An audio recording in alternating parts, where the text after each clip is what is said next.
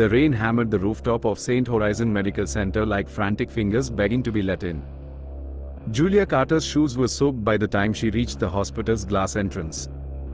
As the sliding doors parted, warm but unsettlingly stale air rushed out to greet her, like the breath of something old that had been sleeping too long.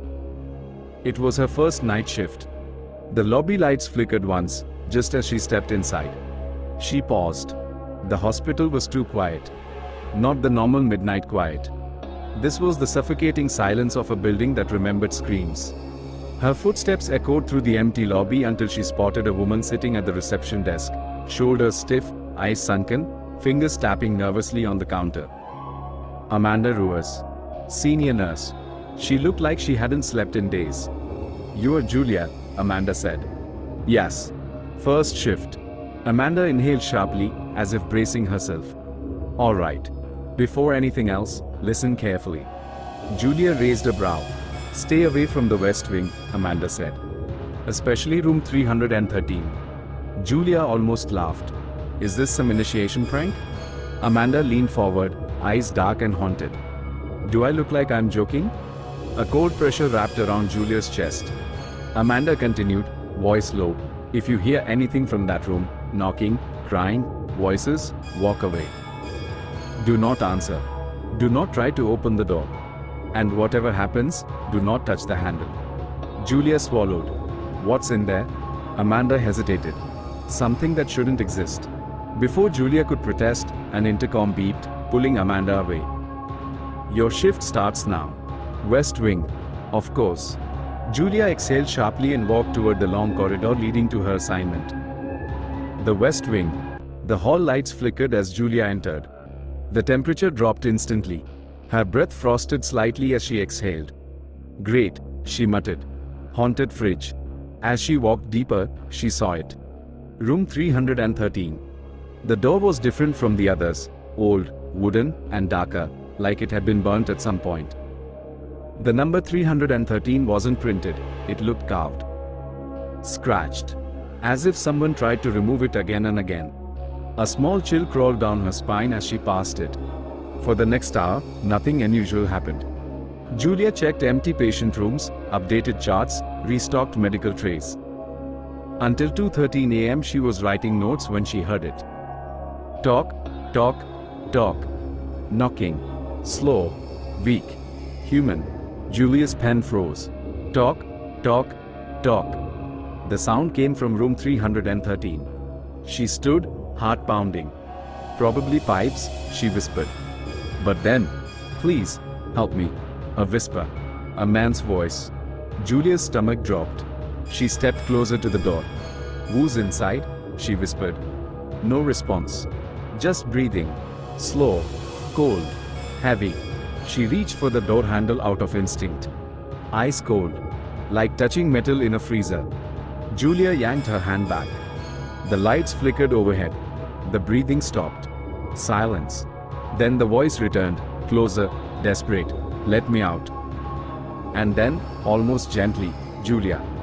Her blood froze. She stumbled backward and sprinted to the nurse's station, chest heaving. How the hell? Does it know my name? The patient files.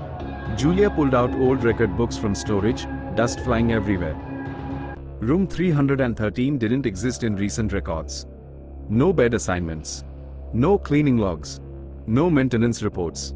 Nothing. As if the room wasn't part of the hospital. She kept digging until she found an old, half-burned file from 15 years ago. Her fingers trembled as she wiped ash off the label. A name, Edward Hale, room 313. Notes were scribbled across the file, claims something moves inside the walls. Refuses to sleep. Says someone calls his name at 2:13 a.m. Staff reports knocking sounds. Patient found missing 3:13 a.m. No forced entry. No footage. Room empty. Case closed, unexplained disappearance. Amanda's signature was at the bottom. Julia's skin crawled. Suddenly. Bang! Bang! Bang! The wall behind her shook violently. Julia screamed and dropped the file. Room 313 again. She ran. Amanda's confession. Amanda found Julia trembling in the lobby. "You opened the file, didn't you?" Amanda whispered, voice cracking. Who was Edward Hale? Julia fired back. What happened to him? Amanda closed her eyes. He wasn't alone in that room. Julia stared. What does that mean? Sometimes, Amanda said, voice trembling, the room calls someone. Someone it chooses. Julia stepped back. No, she whispered. No, this is ridiculous. Amanda grabbed her arm. Did it say your name? Julia froze. Amanda's fingers tightened. If it knows your name, it's already begun. The final call. 3 a.m. code blue. West Wing. Julia and Amanda rushed down the hallway, lights flickering violently, alarms echoing like screams. Room 313's door was open. Just slightly. Dark air poured out, swirling like smoke. Stay back, Amanda warned. A soft tapping echoed from inside. Talk, talk, talk. Then the voice, Julia. The door creaked open wider. Something moved inside the darkness. Then he stepped into the light. Or what used to be him. The figure was tall and skeletal, limbs twisted like broken branches. Skin gray and stretched too thin. Hollow black sockets where eyes should be, yet Julia felt its gaze drilling into her soul. It tilted its head. Its neck cracked loudly. I asked you to open the door. The creature lunged. Amanda shoved Julia away. Ren. The thing grabbed Amanda's arm. The skin turned blue instantly, veins blackening as if ink was spreading inside. Amanda screamed. Julia ran, tears streaming, heart shattering. The hallway distorted around her, lights stretching, walls breathing, whispers calling her name. She pushed through the exit door. And the screams stopped. Nothing but rain and silence. The aftermath. Security searched the entire wing. Amanda was gone. Not a drop of blood. Not a shred of cloth. No sign of struggle. As if she had evaporated. Room 313 was sealed. Locked. Perfectly normal. Inside, the only thing they found was a single item lying on the floor.